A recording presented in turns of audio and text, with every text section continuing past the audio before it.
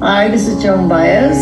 You are listening to Everything Fab Four on Salon.com.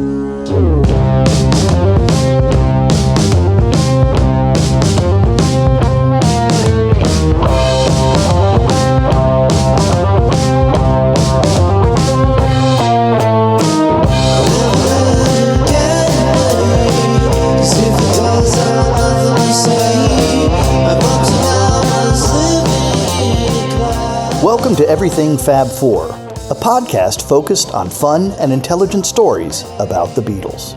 I'm your host, Ken Womack, music culture columnist for Salon.com and a Beatles scholar and historian. No other band, or popular phenomenon for that matter, has enjoyed the global impact the Beatles have and continue to have more than 50 years later. They are part of our human fabric. They created music that continues to bring people together, and just about everyone has their own Beatles story to tell, some that are surprisingly deep and unexpected. This show seeks to draw those stories out in interesting and insightful ways. Remember, it's a Beatles world, and everyone has a story.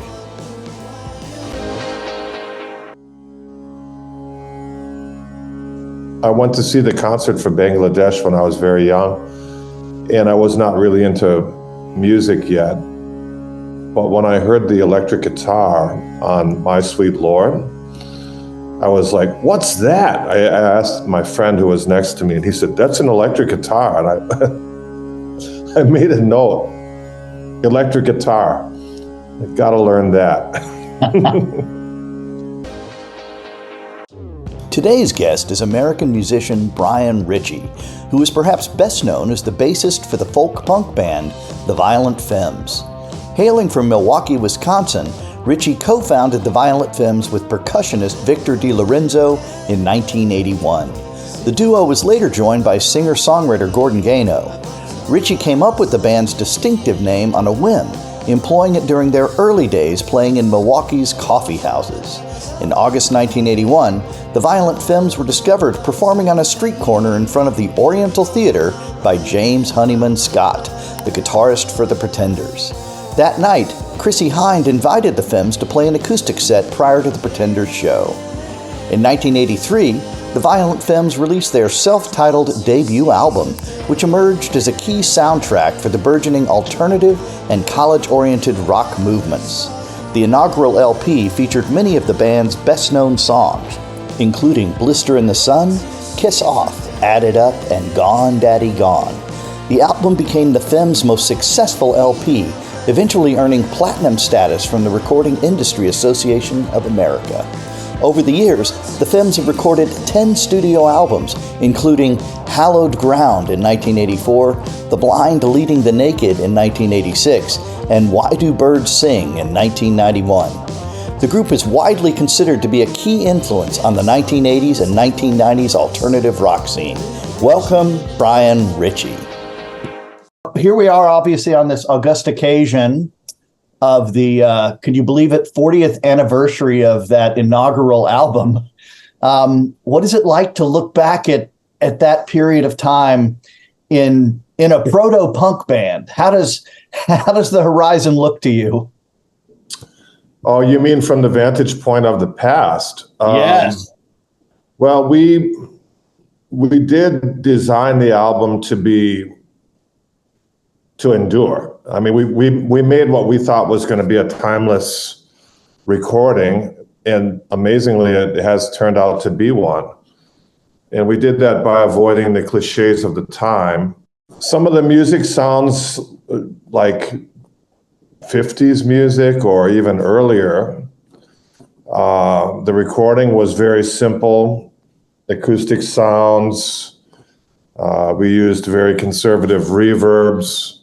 So we were trying to make something that would last, but we certainly didn't know that it would, because let's face it, at that point, when we made the album in 1982, and it was released in 83, rock and roll itself had not been around for 40 years, so we have no way of looking into the future. Yeah, and we're actually further away at this point than you were at the time from from that august moment. And you mentioned the cliches of the moment in 1980, in the early 1980s. There were a bunch, weren't there? There were a lot of sounds that were becoming trite. Yeah, and we heard that, not only sounds, but approaches, like even because we do consider ourselves a punk rock band. Some people would dispute that, but that's because they weren't there at the time when punk rock was a much more malleable form. So, but punk rock was in the process of becoming codified, and we just resisted that by doing it differently. We did it in our own way, but we still thought that we had the punk energy.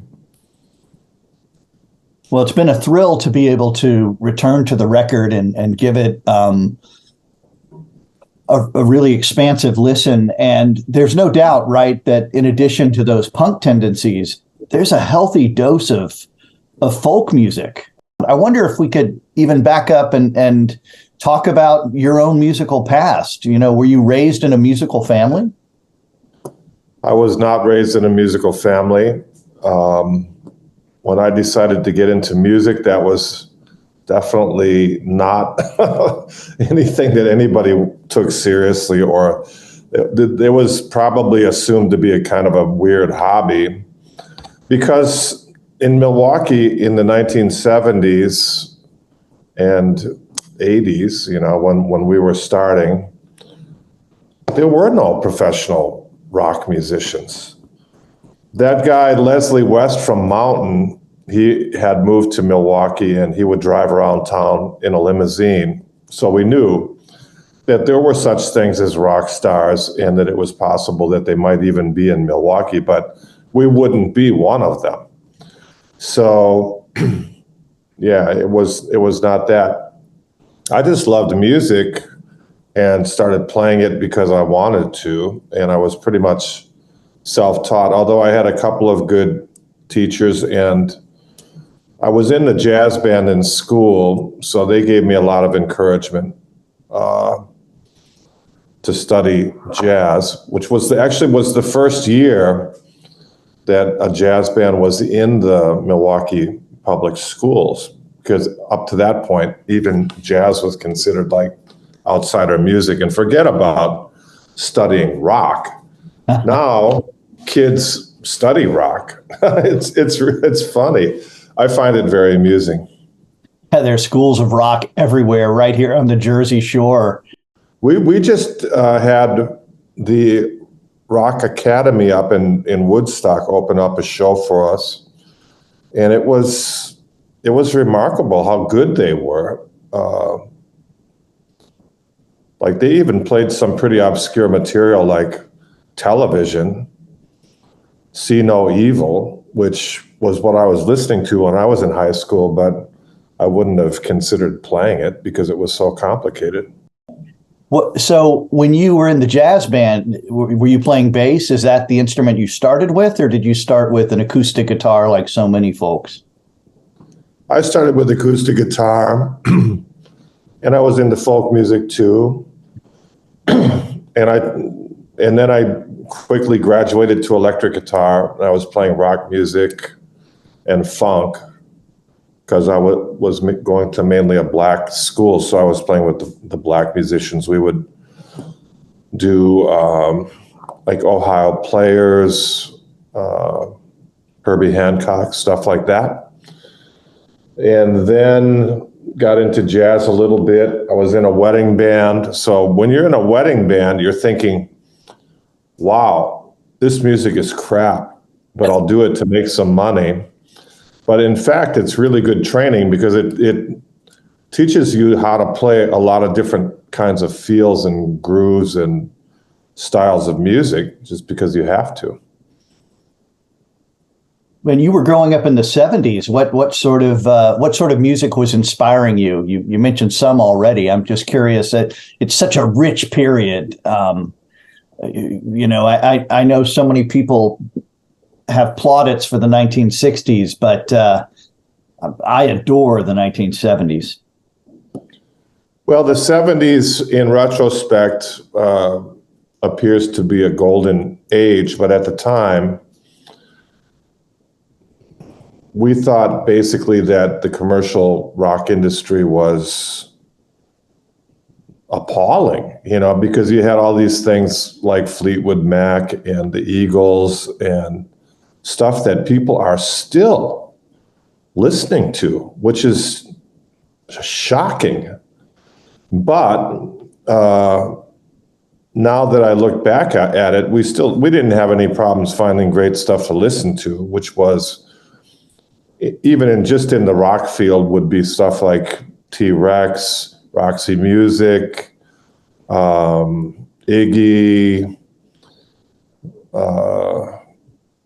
and then later in the 70s, when punk rock happened, that was it. That was like the generation, my generation. Those bands I mentioned earlier were a little bit older, and it wasn't until punk rock came along that I thought, okay, people are making music for me. But still, it was not commercial at that point. So people had hijacked radio, hijacked the record companies, and it wasn't really representing interesting music except as peripheral. Like somebody like Lou Reed. Yeah, he was there, but he wasn't at the top of the industry's list. Right. He was more of a, either you knew him because he was an independent or because of the greater New York regional area. Yeah. They were still pushing stuff like the Eagles. And they still are. It's just, irritating. So we as you know, our podcast is often discusses the Beatles. What do you make of this moment that we're in right now, where the Beatles are having this kind of, I suppose, renaissance with the new single they released this week, and revisiting their compilations from the 1970s, ironically enough? Well, I'm in Australia at the moment because I live here, and McCartney is in the process of touring in Australia, and he's creating quite a sensation. And then, as you mentioned, they've released a new single. But what I find the most amusing about this is that because the Stones have a new album, it has reignited that old, very old Beatles versus Stones paradigm that everybody was talking about like 60 or 80 or 100 years ago. And I just find it amusing that people are still talking about it. It's kind of made up anyway, isn't it? I mean, if you are an aficionado of either or both of those bands, you don't have to give up one for the other. It's kind of an artificial stance. It is, but like for me personally, the Stones are a presence because I've seen them play so many times. I've seen McCartney play many times as well, but that's not the Beatles. Whereas the Stones, you still, even now, even without Charlie, they still have the flavor of the Stones when you go to see them live. Would you have ever counted the Beatles as one of your influences? Well, they were a primary influence because it was I bought a couple 7-inch singles at a garage sale, and that's probably what inspired me to start playing electric guitar. That, and also I went to see the concert for Bangladesh when I was very young, and I was not really into music yet.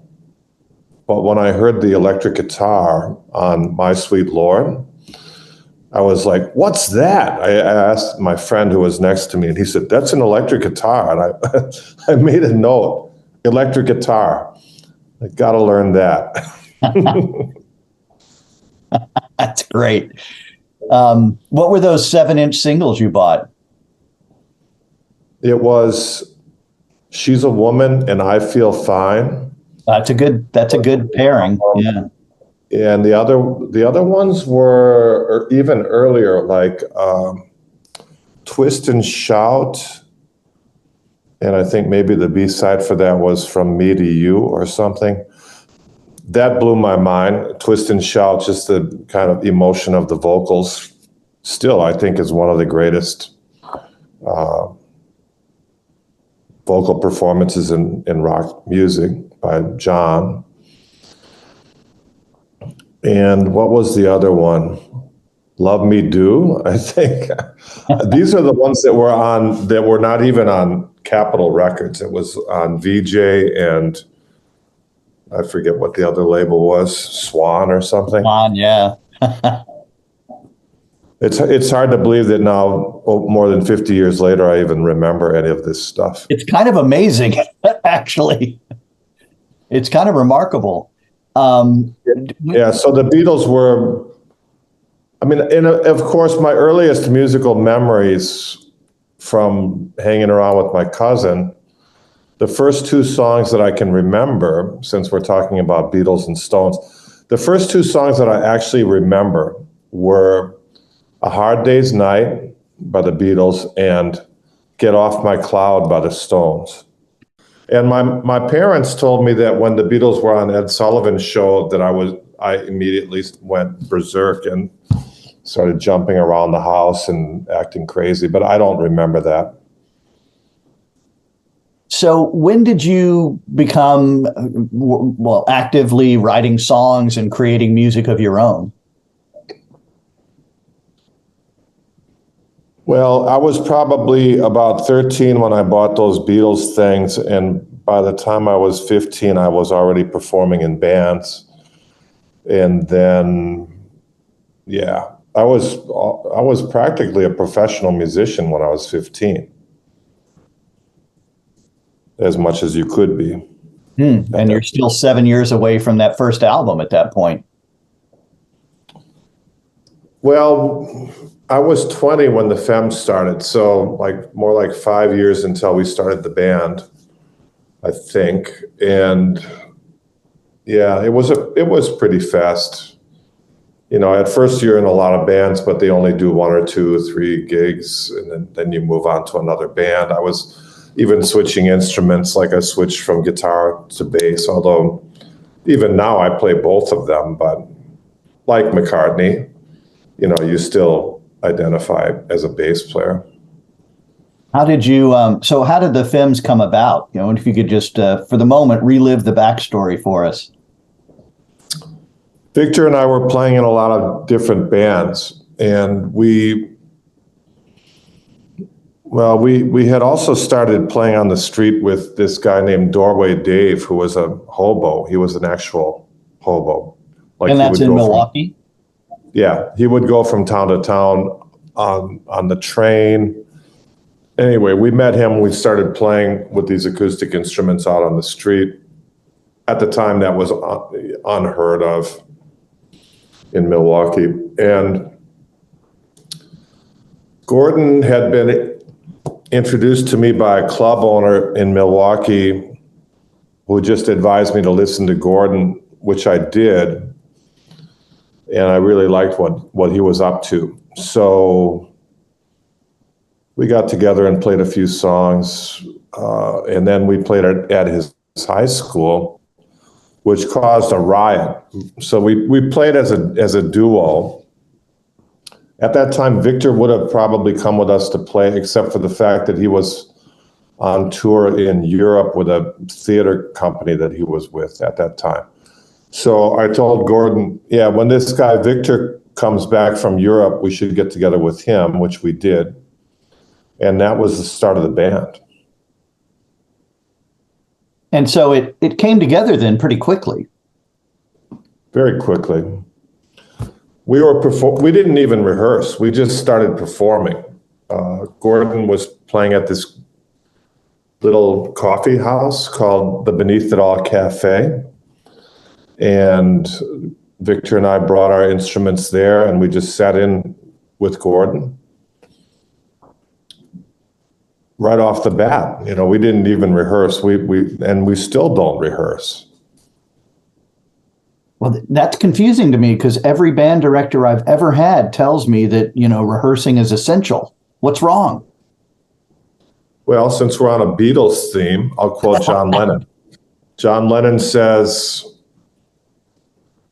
1,000 hours of rehearsal are worth 1 hour of performance.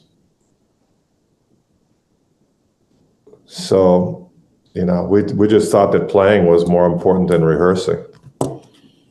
Well, and you would play anywhere, right? I mean, you would play on street corners, I understand.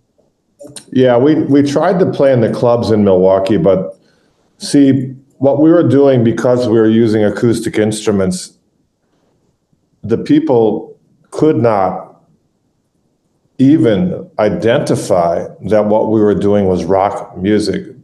They thought this is not rock music. So we were not getting gigs in the rock clubs. That's why we were playing in a coffee house. We played in a jazz club called the Jazz Gallery. And actually on this new compilation that's being released, there are some songs from both of those venues. And yeah, so we were pretty much outsiders and playing on the street. It wasn't until we opened up for the Pretenders that we started to get a little more respect from the rock people. And was that pure happenstance that you happened to catch the ears, I guess, of those guys? Well, we had set up outside their gig, which we did because we had been kicked out of a venue that we were trying to audition for, which was called Century Hall, but we call it Centipede Hole. And we went in there with our instruments and said, hey, we want to audition. We want a gig at your club. And they said, no, leave, please. So we were dejected, and we saw that the Pretenders were playing at this Oriental Theatre. And we just set up in front of there and started playing as we usually would do. But this time they heard us, and then they asked us to open the show for them. Well, that must have been, a thrill, right? I mean, were there any jitters, or did you guys, with all those hours already of performance in, just go at it? Well, we were thrilled. I mean, it was kind of like a Cinderella type story. We got up there and we played 3 songs at first when we came out, everybody was booing. Oh. And then by the end of the 3 songs, half the people were booing and half were cheering. So we considered that a victory. And every once in a while we still do a show with the Pretenders. And last time I saw Chrissie Hynde, she said, "Oh, you're still here." That's great. Well, you are still here. So the album, you did that in a matter of, was it a days, or it fits inside a month, right? The recording for that first record. Well, the recording was probably about, I'm going to say 10 days. I'm not sure. You might want to ask, Victor probably knows better than I do. But it was a reasonably short amount of time to record it, and then we mixed it as well. That the mixing took longer, which is weird, but we did end up with a good mix. And yet it was still a good amount of time, though, between completing the production and getting that thing out into the world, right?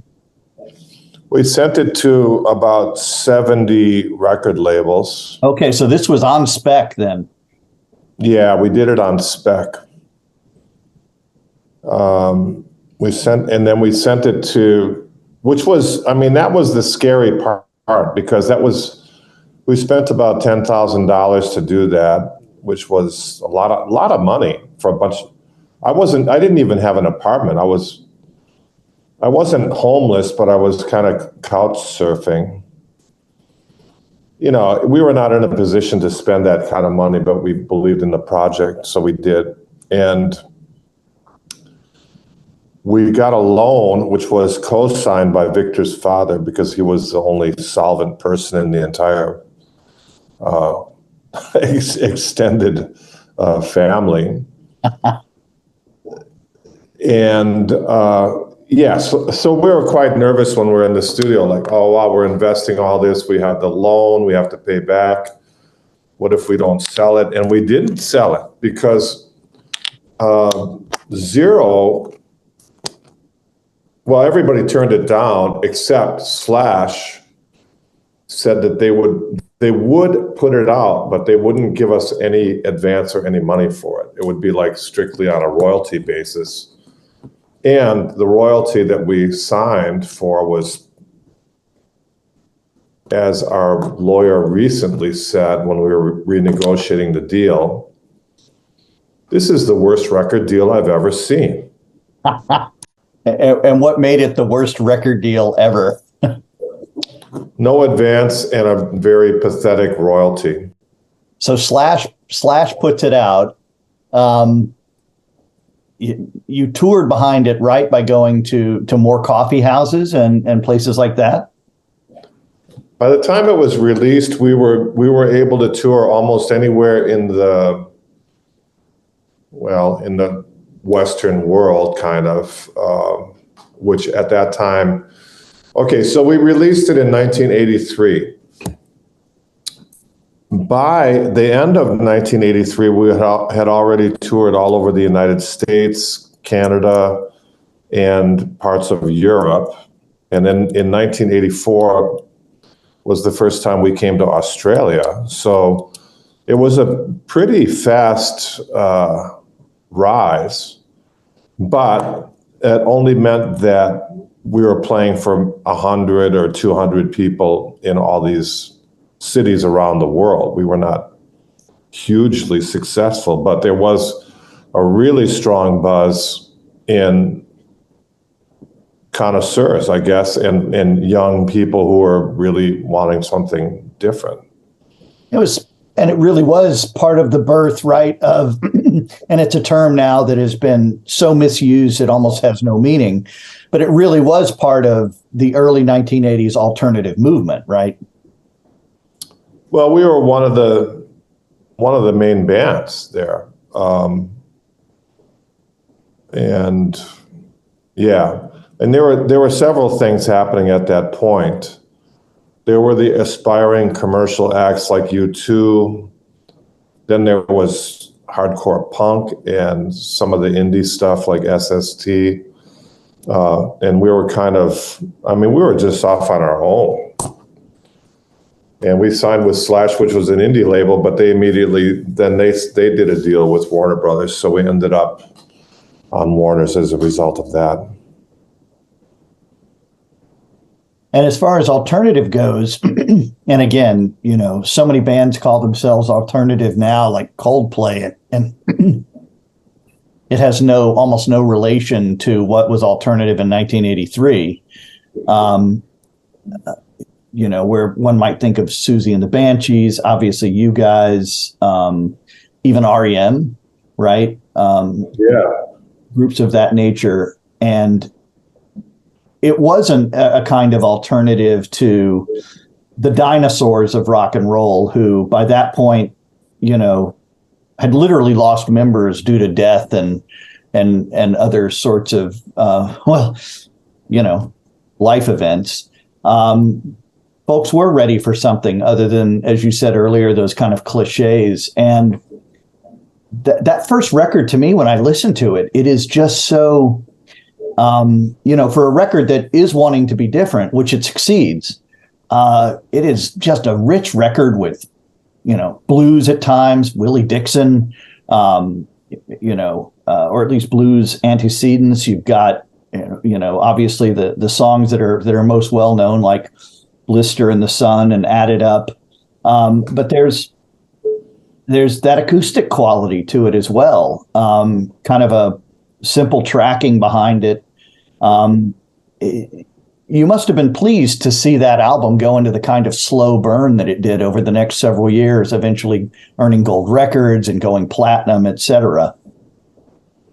It was the only album to go platinum without it ever having been on the Billboard Top 200.